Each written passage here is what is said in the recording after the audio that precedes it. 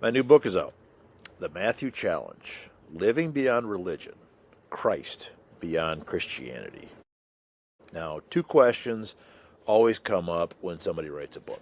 First, why did you write the book? And the second is, what's in it for you to read the book?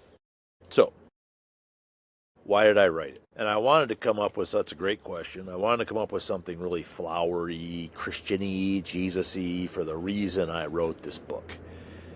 But the reason I wrote it is because I was pissed off.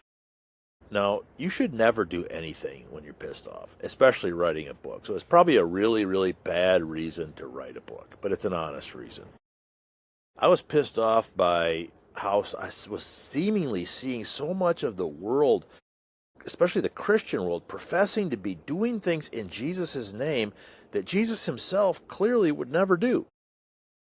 So I decided to take a detailed look at what Jesus actually did in order to overlay it against what the loudest voices in Christianity seem to be continuing to do while continuing to claim they are following Jesus at the same time, keeping in mind that in the Bible, Jesus is never actually mad at sinners, which seems to be what these voices want to convince us to do, is be mad at sinners. He only ever gets mad at hypocrites who say one thing and do the opposite. What's in it for you to read the book? If you're the type of person who says, the Bible says it, I believe it, that settles it, well, I suppose this book may not be for you. However, if you have an interest in seeing a Jesus who insists we actually think for ourselves and use our minds instead of just regurgitating church phrases, then this book might be for you.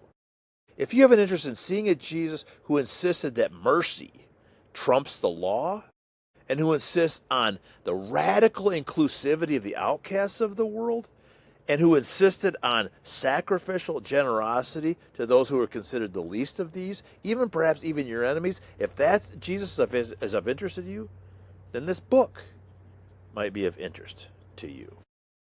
Inside this book, and inside the Gospel of Matthew, that's the Jesus I think you'll find. It's what I call Matthew's Jesus. And it's the Jesus who presents to us the Matthew challenge of living beyond religion. And it's the challenge of seeing a Christ who is bigger than Christianity.